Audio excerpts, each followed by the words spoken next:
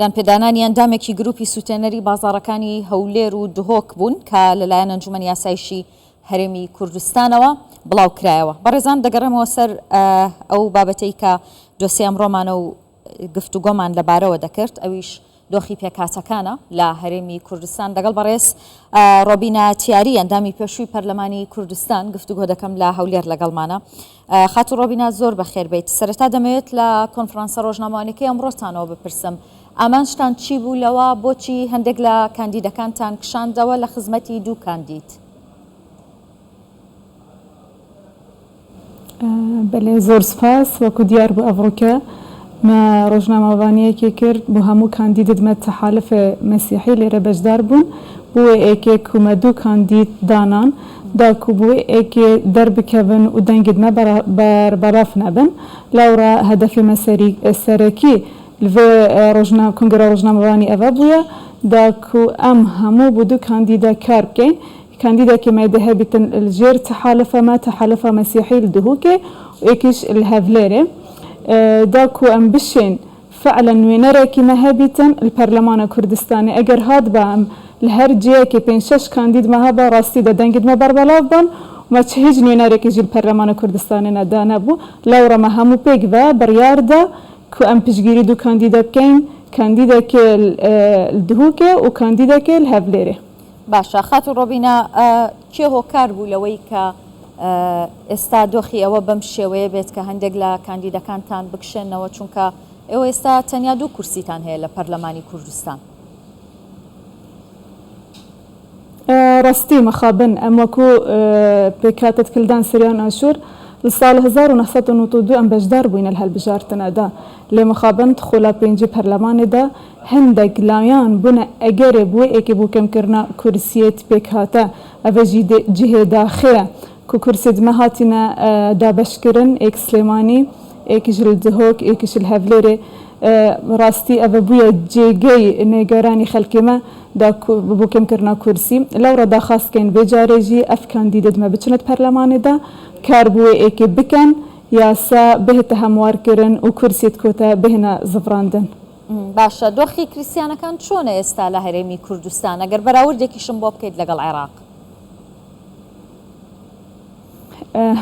تأكيد أجر بهن براورد بكين العراق والكردستان دبيني فرقة كزور يا هاي هر ديار 2005 حتى نو كخلق ما أوارب بها مواطن الكردستان دا أبا بشك هر جوازي نابد بهنا كيرن ما بين العراق والكردستان دا چونكي كردستان هردم درجة خو فكري بهمو بيك هاتين كردستان وعراق دا بيا جهة دلخوشی خەڵکی دما ڕاستی خاصەتەن ئەو ئەوارد نوکەژی کوێتەدا بەروێ ئێکێ کو دەسەڵاتدارانی حکوومەتە هەرێمە کوردستان و تایبەت جەنابە سەرۆک مەسعود بارزانی هەردەم پاڵپشت و پشگیریت پێکاتە بووینە و نوکەژی یعنی جێ سوپاسیە کو پەرلەمانە کوردستانی ئەگەر جەنابەوی نەبە ئەف کورسیژی نەبوون چونکی گوتی ئەم ناچینە هەڵبژارتنێکێدا کو هەموو پێکاتێت کوردستانی تێدا نەبین ئەم دێ ئەو پەرلەمانەکە وەکو کێم دەبینین چونکی ناوێ پەرلەمانە کوردستانی نە پەرلەمانە کورد.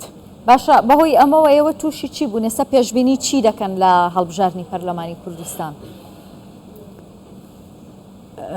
ڕاستی عنی نکە کورسیت پێکاتە زۆرت کێ من ئەگەر بین بەراورد بکەن سلێمانی دوو کورسیت دانەیەک تورکمانێک مەسیحی و ڕێژە مەسیحی سلێمانی زۆر کێمە دەبینی هەڤلێرە خەڵکیمە کو زۆربەی هەرە زۆر لە عەنکاوە و دهوکێش لێبەلێ کورسێکی دانایە یعنی دابەشکردنا کورسیە غەدرێکی مەزن مەهاتیەکردن و دوو کورسی و ڕاستی زۆر زەحمەتە. لەوڕام داخواستکەین vê carê endamê dime bibine nûênerê dime Perlemana Kurdistanê û yasa hemwar bikin da ku fe'len me nûênerekî rasteqîne hebîtin Perlemana Kurdistanê ciyê daxê xelkî me rastî nîgeran e bû êkê bû kemkirina kursiyê dikote hindek şilayan bixwekiribûne destkeft pîrozbayî xelkî Kurdistanê dikir ku me kursiyê dikote yêtkêm kirîne pîrozbayî xelkê Kurdistanê dikir. Rastî mixabin çawan bibine hawpeymanî hindek dest he ev fikre hebîtin bû pêkatê meyê kiristiyana. خاتو ڕۆبینە چاوەڕێکی لە دەنگدەرەکانتان دەکەن بە دەنگەوە هاتنی ئەوان چۆنە بۆ کاندیدەکان؟ راستي دخاز الهمو دنگ دارت مسيحي وهمو خلقي كردستان كام كو قصة سر صندوق بكن ودنگي خوب دانا نوينرت خويت راستقينا بوماجي هر وكو كريستيانا وكو كلدان سريان آشور زور گرنگ ويا فرا خلقي ما بچيتا سر صندوق الدنگ داني چونكي راستي بجاري بيتي في ما افد حساب كسي كرسي كريستيانا بچنا برلمان دا داكو فعلا داكو كارد ما فت بك هاتا بن هاري برلمان كردستان دا زۆر سپاس بەڕێز ڕۆبینە تاری ئەندامی پێشووی پەرلەمانی کوردستان سپاس بۆ بەشداریت لەگەڵمان.